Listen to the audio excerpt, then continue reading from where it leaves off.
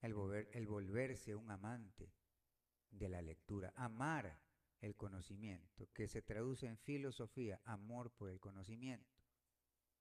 Existe la falsa filosofía, pero existe también la que viene de Dios, porque Dios es el Padre de todas las ciencias.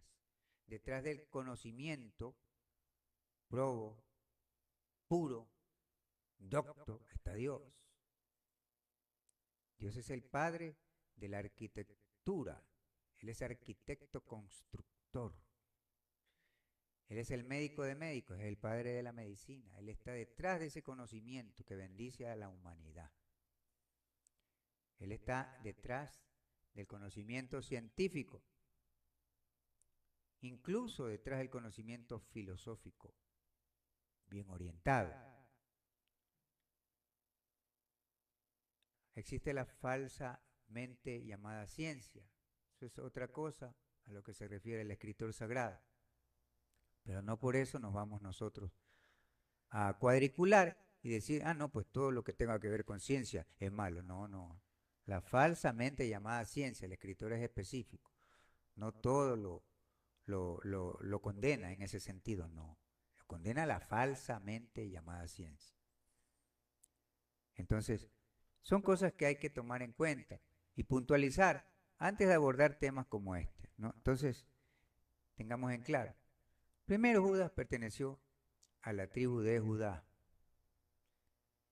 Y segundo, hay una profecía de Jesús que es contundente con respecto a la vida de Judas. Mateo 19, 25 al 28. Yo lo voy a leer. Dice así. Mas sus discípulos, oyendo estas cosas, se maravillaron en gran manera, diciendo, ¿quién pues podrá ser salvo? Y mirándolo Jesús, les dijo, para con los hombres es imposible esto, mas para con Dios todo es posible. Versículo 27. Entonces respondiendo Pedro, le dijo, nosotros lo hemos dejado todo por seguirte. ¿Qué pues tendremos como respuesta o como resultado?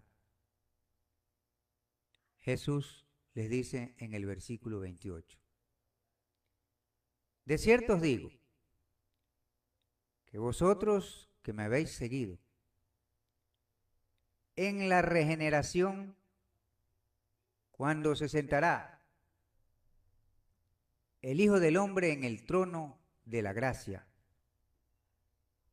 vosotros también os sentaréis sobre 12 tronos para juzgar a las 12 tribus de Israel. Eso es una profecía. Y las profecías en Dios o del Señor son en Cristo, sí y amén. Profecía es una promesa. Por no decir que para mí, va más allá de una promesa.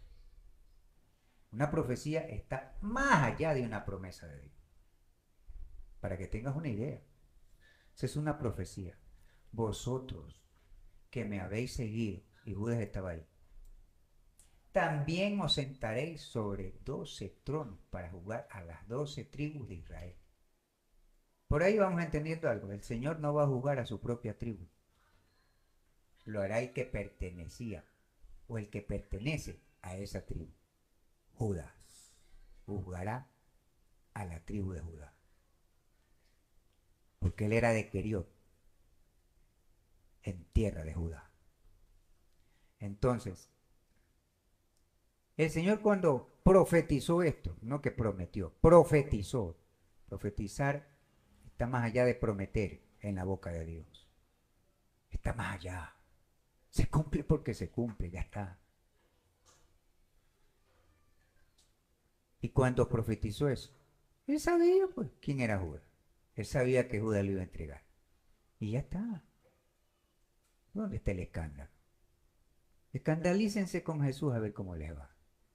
Escandalícense con la gracia de Dios a ver cómo les va. Donde abundó pecado, sobreabundó su gracia. Ya, quédense quietos. Calmen sus prejuicios. Ahoguen esos prejuicios con el conocimiento, con la verdad que hace libre.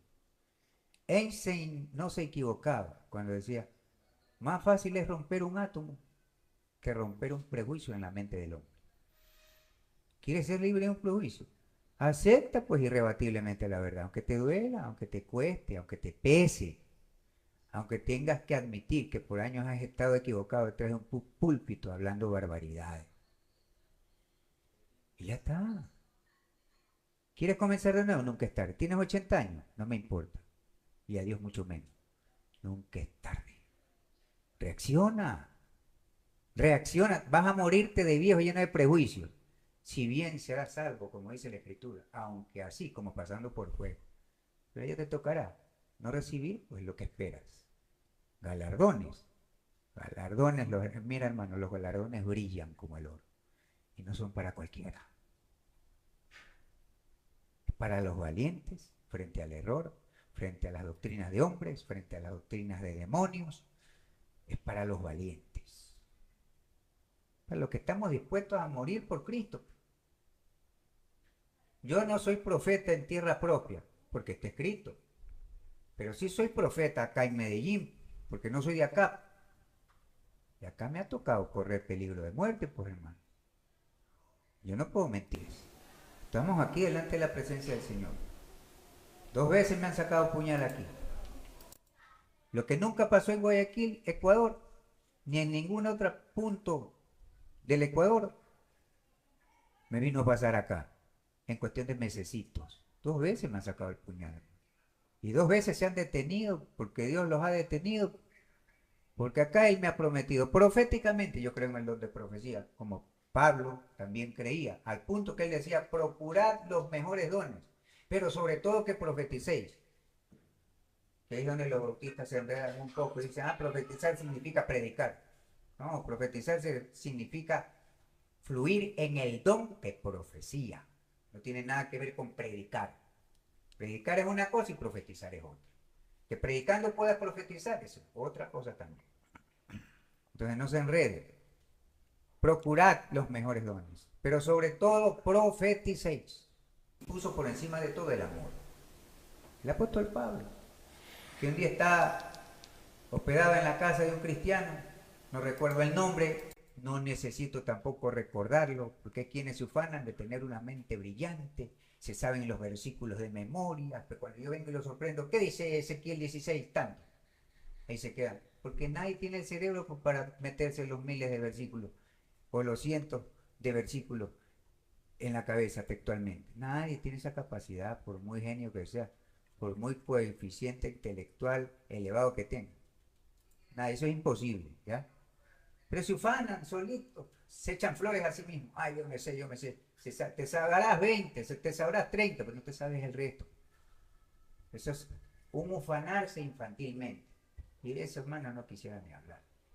Entonces, no me acuerdo el nombre de aquel hombre cristiano que tenía hospedado a Pablo en su casa. Está en Hechos. Pero ese hombre tenía hijas que profetizaban, no que predicaban, profetizaban. Entonces Pablo tuvo experiencia con el don de profecía desde sus inicios. Por eso recomendaba pues a la iglesia de Corinto, procuren los mejores dones y sobre todo profeticen. El don de profecía es un don maravilloso. Y aquí en Medellín Dios me ha hablado y me ha dicho, yo no permitiré que el maligno te toque una hebra de cabello. Tan largo que lo tengo, ¿cuánto me ha crecido en estos 7 meses? Una hebra de cabello no te tocará el maligno. Largura de días, mi siervo. Largura de días. Vivirás, en otra profecía. No pueden matarme. hasta que Dios quiera permitirlo. Porque yo sí estoy dispuesto pues a morir y derramar mi sangre por causa de Cristo. Yo sí estoy dispuesto. Estoy dispuesto a imitar a Esteban, no solamente a Pablo que dijo ser imitador de mí. A imitar a Esteban, estoy dispuesto. Y no todos tienen esa fuerza de hombría para sostener lo mismo. Serían capaces a la primera de salir corriendo por sus vidas, escapando por sus vidas, sin vergüenzas. Entonces, vamos a esto, al pan pan y al vino vino, a Dios lo que es de Dios y al César lo que es del César. Vamos hablando lo que es claramente a la luz de la palabra. El Señor sabía que Judas lo iba a entregar, punto final, pero profetizó eso. Vosotros que me habéis seguido, todavía Judas estaba ahí entre ellos. También os sentaréis sobre 12 tronos para juzgar a las 12 tribus de Israel. Ahí dejen claro que él no juzgará a su propia tribu, sino que lo hará el que corresponde a la tribu de Judá. Judas, que nació en Queriot.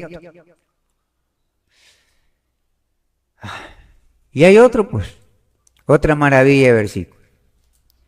La gente, yo no entiendo qué entiende cuando lee esto que hemos leído aquí en Mateo 19, 25 al 28. O se hacen los locos, en Ecuador significa hacerse loco, es decir, hacerse el desentendido, como que no leyó. Acá en Medellín no sé cómo le llaman a eso. O qué sé yo, se detendrán a analizar. ¿Y qué les pasará por la mente? Bueno, el poder del prejuicio es lo que les pasa por la mente. Y se callan.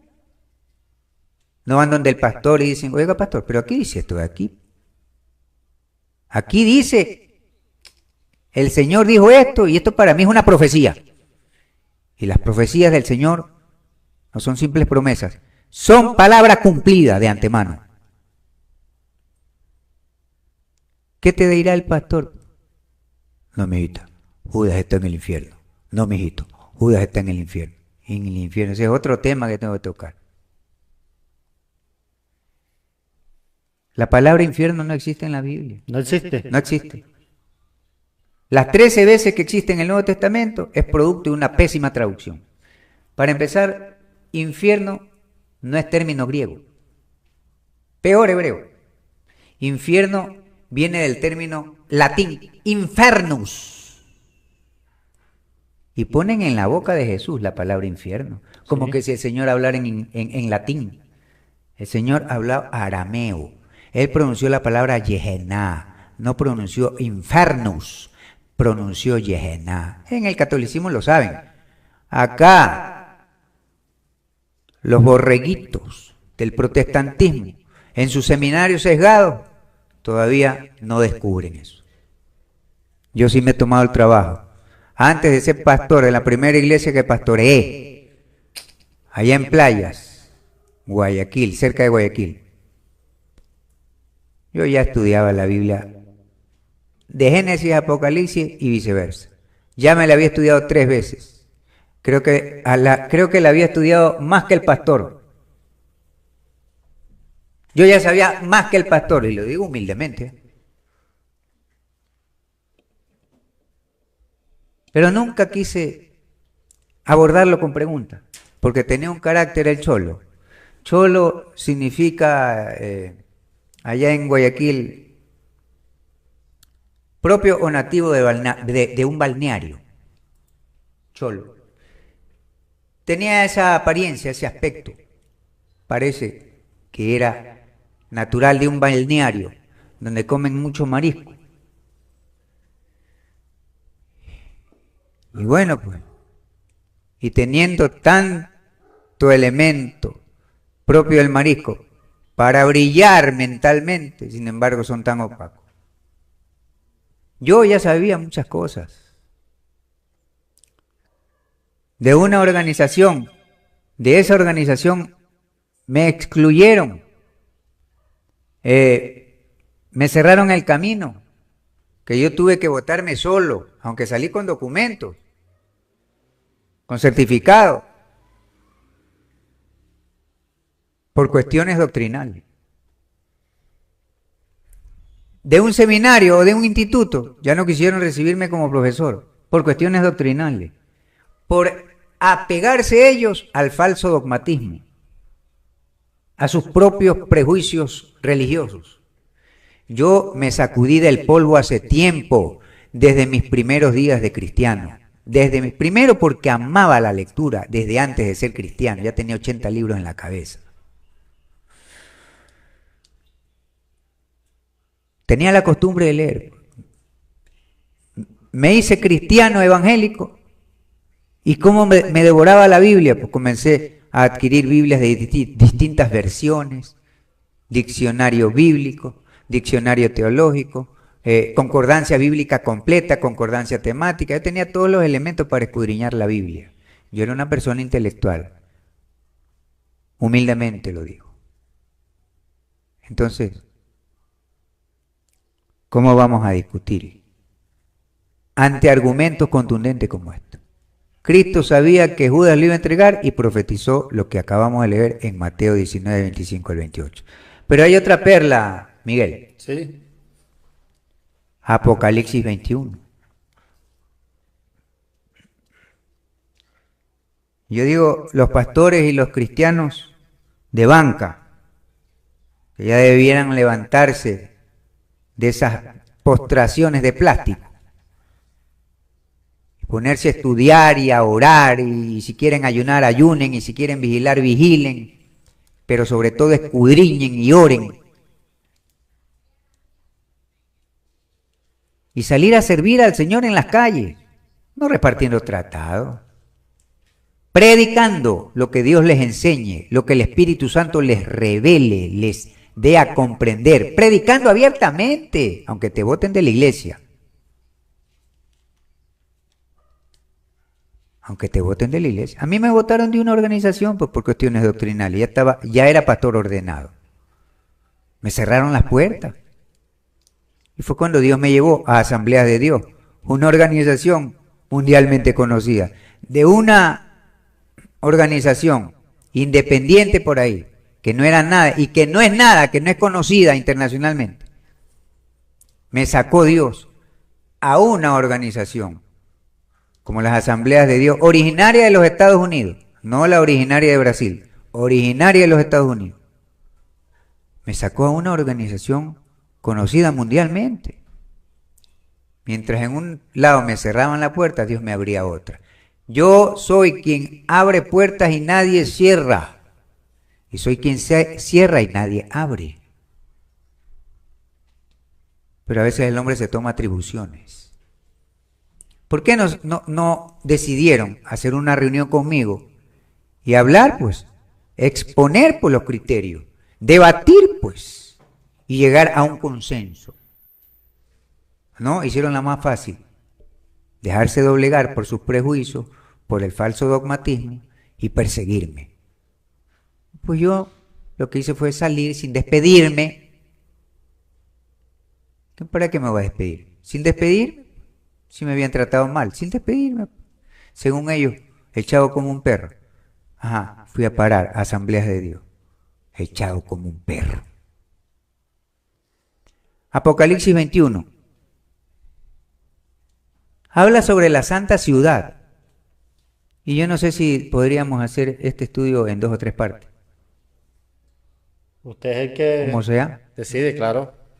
Apocalipsis 21. Está muy buena la enseñanza. Hablando sobre la santa ciudad, desde el versículo 12 dice, y tenía un muro grande y alto, con 12 puertas. Y en las puertas 12 ángeles, y nombres escritos que son los de las 12 tribus de los hijos de Israel. Al oriente 3 puertas, al norte 3 puertas, al sur 3 puertas, al oeste 3 puertas. Y el muro de la ciudad tenía 12 fundamentos, y en ellos los 12 nombres de los 12 apóstoles del Cordero. Del Cordero. Ya por ahí nomás queda fuera Matías. Porque ese no anduvo con Jesús, sino el que le entregó. Ese anduvo con Jesús. Aunque te duela, aunque te pese, ese es el que anduvo con Jesús, no Matías. Está hablando de los 12 apóstoles del Cordero. Si tú quieres excluir el nombre de Judas y poner Matías ahí, ya te vas contra la palabra. Porque Matías no fue apóstol del Cordero. Cordero, el degollado, el que derramó sangre. Sí. Apóstoles del Cordero, los 12 originales, pues. Por ahí no cabe, por ningún lado, por mucho que lo quieras meter a la patada o a la fuerza, Matías, no cabe, no entra. No, ya están cerradas las puertas. Yo soy el que cierra puertas y nadie abre, dice Jesús. Ya las puertas están cerradas. Los 12 originales. 12 fundamentos tiene la ciudad santa. Y en esos fundamentos, en cada uno, un nombre. Los 12 nombres de los 12 apóstoles del Cordero, Judas incluido. Judas fue apóstol del Cordero. Lo entregó al matadero. Apóstol del Cordero. Matías no, elegido por suertes. Por suertes. Donde el Espíritu Santo hizo silencio. Yo te voy a explicar por qué el Espíritu Santo no se pronunció ahí, como sí se pronunció cuando llamó a Saulo y Bernabé. Ahí sí no hubieron suertes echadas. Habló el Espíritu Santo. Acá en el caso de Matías, suertes echadas. Ausencia del Espíritu Santo. No hubo respaldo en la gestión. Y eso no se quieren dar cuenta. Y de eso no se quieren dar cuenta. ¿Cuánto pesan los prejuicios, no? Y no se equivocó Einstein. Más fácil es romper un átomo que un prejuicio en la mente del hombre. Ahí está pues el nombre. Yo no puedo concebir que los cristianos, desde pastores hasta el recién convertido hace una hora, lean esta parte y no se detengan y digan, los 12 apóstoles del Cordero. Ahí está Judas. Judas fue apóstol del Cordero. Matías no estaba ahí. Fue elegido, aparece recién en Hechos. Y de Hechos no sale. Y de esa paginita no sale. No aparece más. Lo que pone el hombre se eclipsa, desaparece, se extingue. Lo que pone Dios permanece. ¿Sí? Permanece. Entonces, Dios puso a Bernabé y Saulo donde los quiso poner. Y para eso el Espíritu Santo habló. El hombre o los hombres pusieron a Matías donde lo quisieron poner y se eclipsó, se extinguió. Como nació, murió, desapareció. Dicen que fue mártir. Lo felicito. Yo también quiero ser mártir. Y me felicito a mí mismo. Pero de ahí no pasa. Entonces que quede claro, señoritos.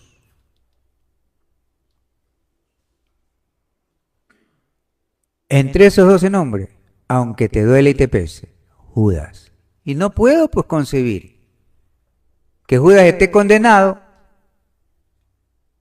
en el sueño eterno, que es de lo que sí habla la Biblia, en Ezequiel, en Jeremías, en Isaías.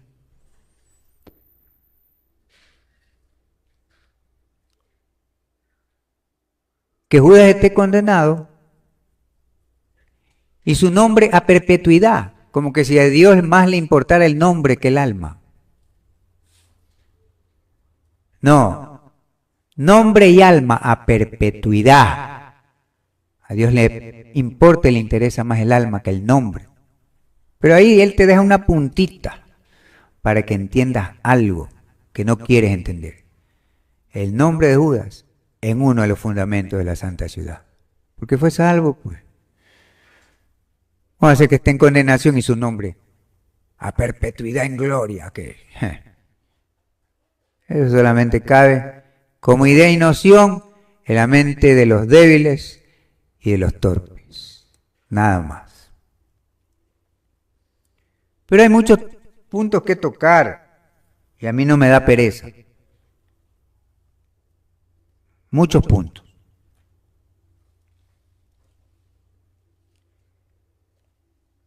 Por ejemplo, es fácil entender que cuando David escribió el Salmo 41, que es donde se agarran los indoctos, acá está, pues acá está. El que conmigo comía, contra mí levantó su calcañar. Ahí está, ahí está. Judas, ahí está el desnudo, Judas. Desde Salmos aparece Judas ya condenado. Eso es lo que te parece a ti. Tienes que ser responsable, tienes que ser respetuoso con las Sagradas Escrituras, tienes que allanarte a Dios, a la voz del Espíritu. No al que te está enseñando ahorita, a la voz del Espíritu. David tenía sus propios enemigos. Cuando un profeta, y David profetizó, hablaba y escribía lo que profetizaba, apuntaba a varias direcciones. Si no, léete Mateo 24, Jesús profeta. Mateo 24, Jesús profetizando. Apuntó a muchos objetivos, pues, a varias direcciones, pues. No solamente a un solo objetivo o a una sola dirección. Asimismo, todos los profetas apuntaban en sus profecías a muchas direcciones, a varios objetivos, a varias direcciones. Y es como comer pescado, el espinudo, con mucho cuidado. Hay que analizar la palabra con mucha cautela, no apresurarse. Esto no es del que corre, sino de Dios quien tiene misericordia. Si Dios tiene misericordia de ti y quiere que aprendas, aprovecha por la misericordia que Dios tiene contigo. Sé lento, sé cauto, anda despacio. Como cuando comes pescado, cuidadito con las espinas. Y él tenía su propio enemigo, Ahitofel, el que conmigo comía con el rey, y lo traicionó a David. Levantó contra mí su calcañar. Profético, claro, pero asimismo tenía relación, lo que estaba diciendo, con su propia vida y con un enemigo específico, personal.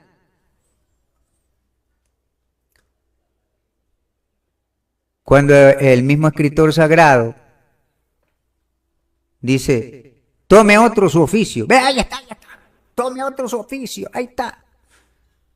Por favor, no sean fanáticos. Pegan el brinco. Y ahí está qué, pues ahí está qué. ¿Qué es lo que está para ti ahí? Tranquilo. Tómate el tiempo. Bébete el agua con despacio. Cuidado, te tragas el vaso con todo. Y te ahogas. Te ahogas en la ignorancia. Tome otro su oficio, no tiene nada que ver con algo trascendental. Se refería David a su propio enemigo personal.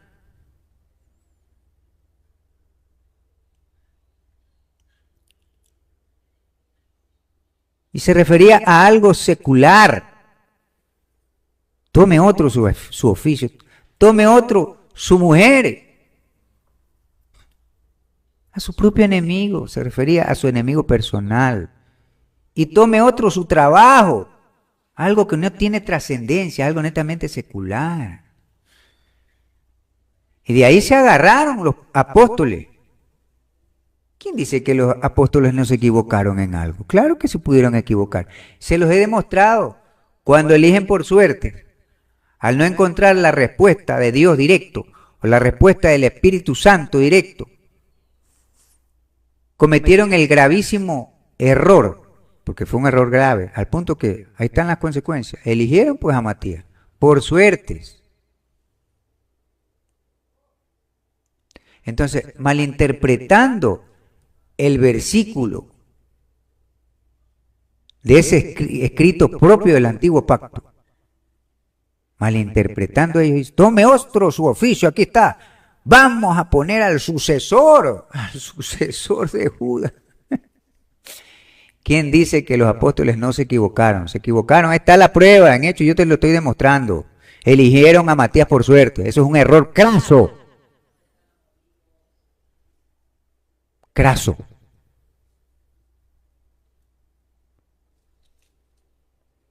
Qué lindo es cuando en Hechos 12, versículo 1 dice, había entonces en la iglesia que estaba en Antioquía profetas y maestros, profetas había ahí y maestros en aquella iglesia de Antioquía, profetas y maestros. Y hay quienes no creen en el don de profecía. Qué lástima que da. Si supieran cuánto me ha servido ese don de profecía a mí, que estoy vivo, que la muerte me ha huido a mí, me ha salido huyendo la muerte a mí. Si no fuera porque Dios a través de palabras proféticas me infundiera ánimo y no regresara corriendo a Guayaquil. Aquí estoy. A otro vi entrar grave en el hospital, en la sección de urgencias del Hospital General de Medellín. Entrar de gravedad después de haber tenido la osadía de amenazarme. Pasaron 2 semanas, cuando entre 3, a puño y patada en el suelo, le lastimaron un pulmón.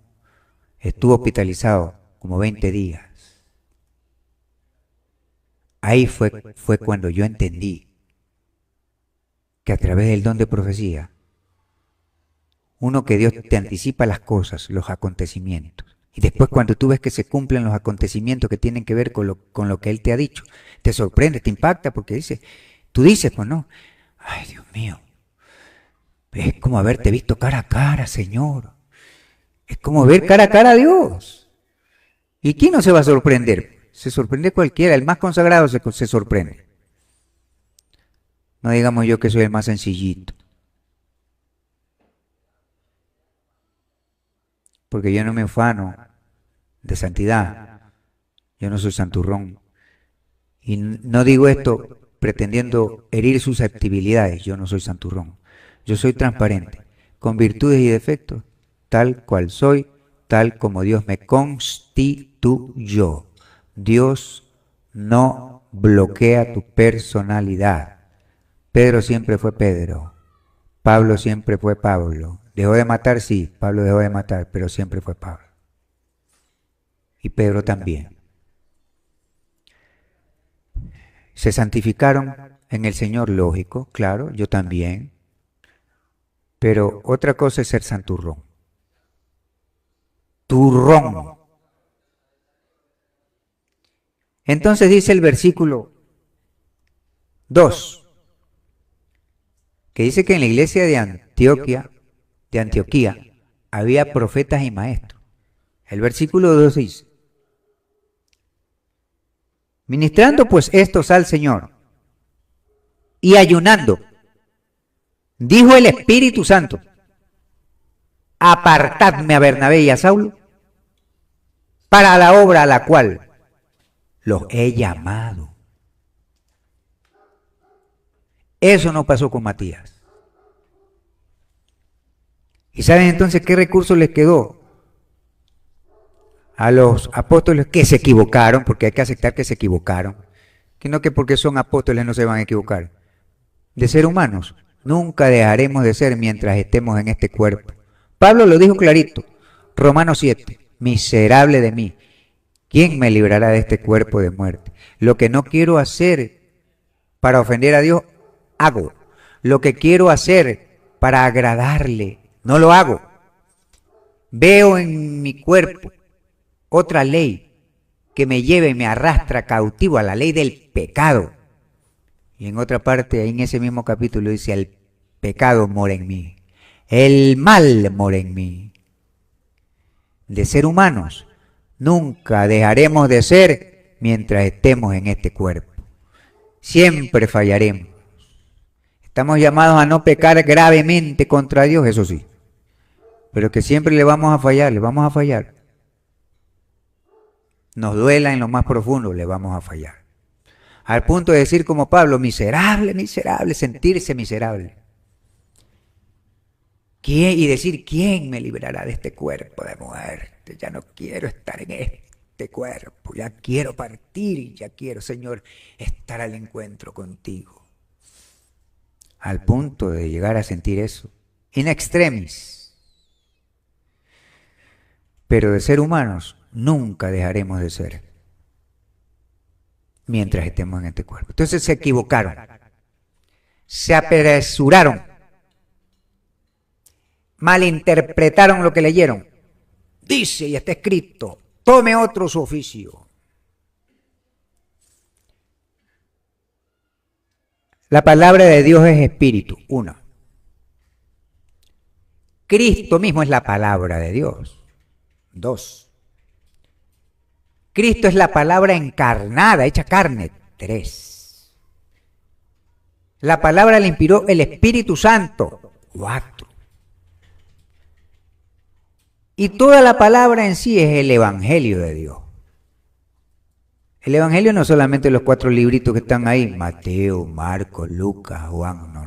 Eso no solo es el Evangelio. El Evangelio es toda la Escritura. Todo tiene la función, o alberga la función de evangelizar, de darle buenas noticias al hombre. Todo el escrito, desde el antiguo pacto hasta el nuevo pacto, todo lo escritural es el Evangelio. ¿Y sabes cómo lo llama la Biblia? En Apocalipsis concretamente, el Evangelio eterno. La palabra es eterna. Siempre estuvo en la mente y en el corazón de Dios, desde antes de la fundación del mundo, desde antes de crear los planetas, las galaxias, desde antes de crear a los ángeles, desde cuando estaba a solas con su Hijo y solamente Él, con su Hijo, siendo uno.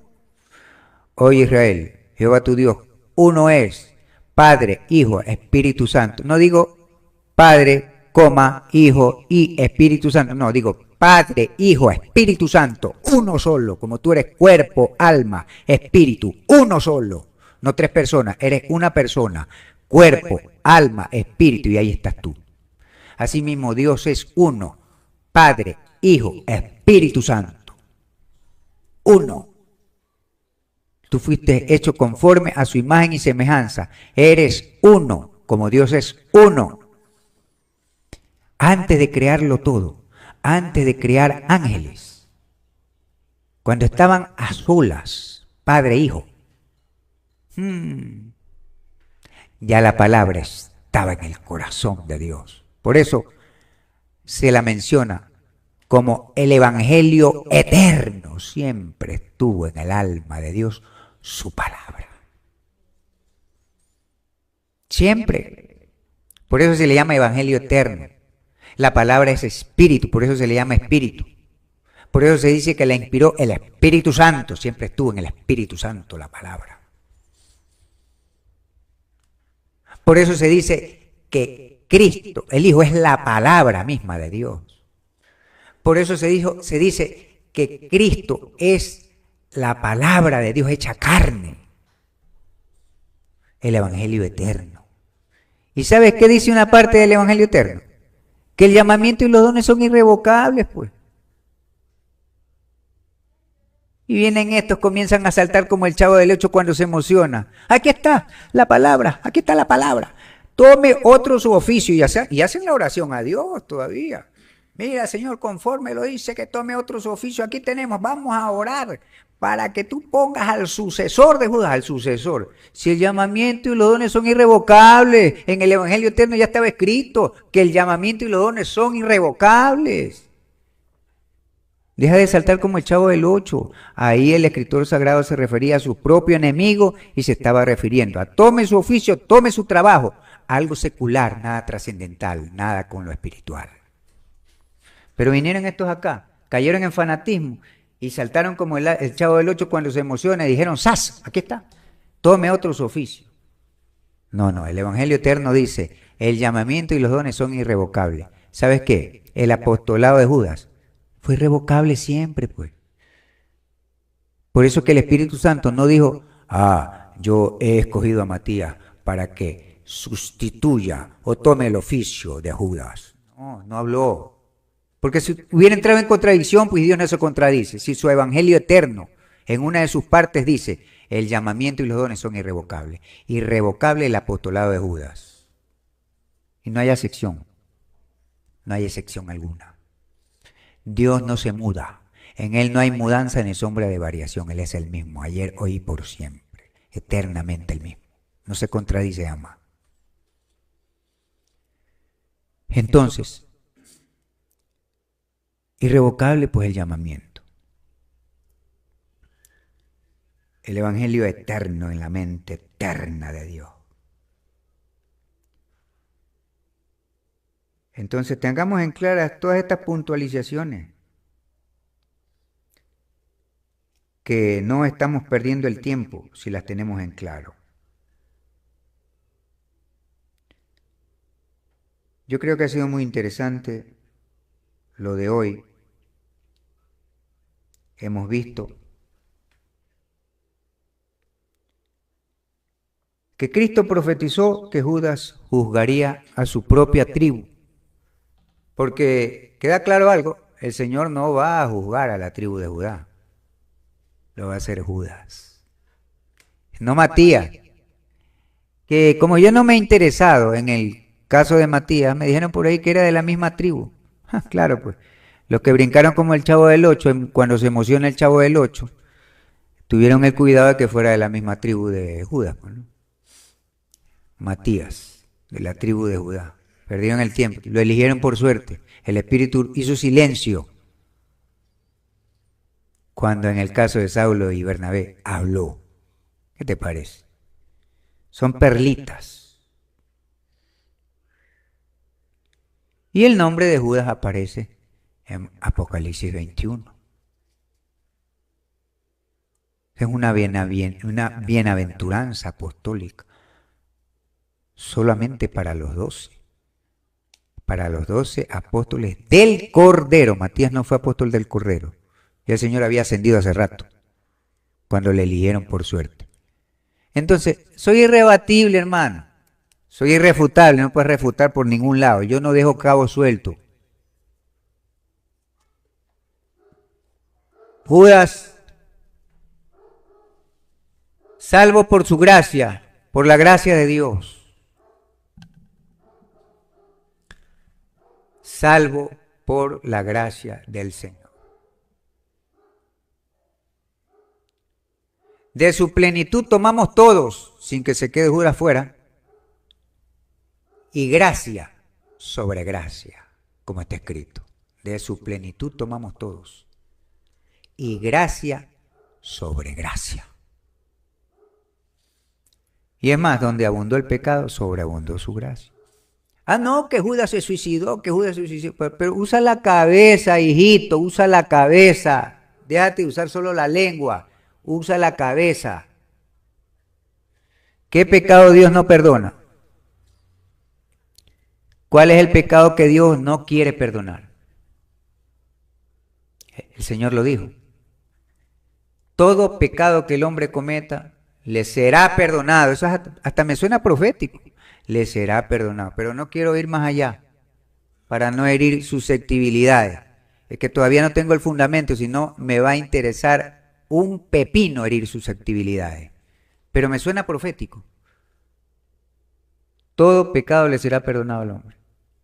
excepto la blasfemia contra el Espíritu Santo. Eso es lo único que Dios no perdona. El resto, todos los pecados son perdonables. ¿Lo puedes entender? ¿O tengo que hacerte un cuadro sinóptico? Ya deja de brincar como el Chavo del Ocho cuando te emocionas y decir ¡zas! Y rascándote la cabeza.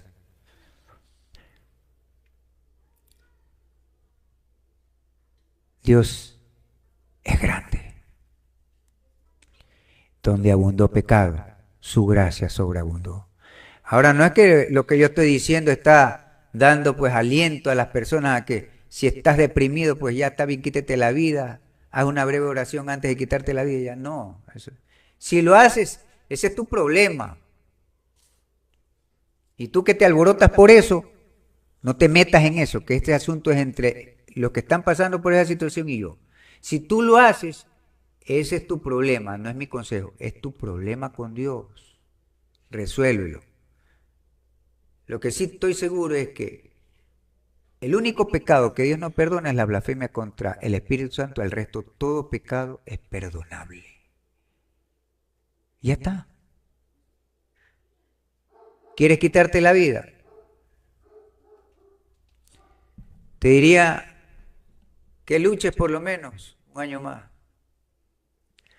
Lucha un año más por lo menos. Ponte esa meta. Si ya después de ese año no te resulta la lucha, entonces, no sé, pues. Pero yo no estoy alentando a nadie a nada malo. Simplemente estoy enseñando cosas puntuales que tienen que ser necesariamente tocadas y no porque piensen esto los unos y piensen esto los otros, yo voy entonces mejor me callo. No, yo digo lo que he dicho a lo largo de toda esta sesión, puntualizándolo y probándolo bíblicamente con claridad. ¿Quién me puede decir que el único pecado no perdonable es la blasfemia contra el Espíritu Santo y que al decir yo esto estoy equivocado? ¿Quién puede decir que estoy equivocado al decir que el único pecado que el Señor o Dios no perdona es la blasfemia contra el Espíritu Santo y todo lo demás como pecado es perdonable? ¿Quién puede decirme que estoy equivocado? Ninguno. Si ves cómo soy de irrebatible e irrefutable, y eso es lo que Dios quiere. Que seamos irrebatibles e irrefutables, que no dejemos cabos sueltos, que todo lo dejemos bien atadito, bien explicadito, con claridad. Y hay mucho. Si yo en cualquier momento me decido, busco auspiciante y saco el libro de Judas, el libro que tengo, el estudio acerca de Judas, que es así de vasto. Aquí son unos cuantos puntitos nomás que he tocado. No son los más contundentes, ¿ah? Hay muchos más todavía. Es un recorrido desde el Génesis hasta el mismo Apocalipsis. Y en Apocalipsis, esto que acabamos de leer no es lo único. Hay más con respecto a Judas. Es un libro grande. Ya llegará el tiempo. Entonces, quedamos. Creo haber respondido a la pregunta. Sí, y te digo, concluyendo, sí, soy quien cree que Judas está en la presencia del Señor. Ya lo he explicado. Bueno, muchas gracias. Ese es Martín Jurado, un ecuatoriano que se encuentra predicando en las calles de Medellín. Hoy tuvimos la oportunidad de tenerlo en Sabana Estéreo. Muchas gracias, don Martín, por esta poderosa enseñanza a través de los micrófonos de Sabana Estéreo. Muchas gracias a ustedes y hasta otra oportunidad.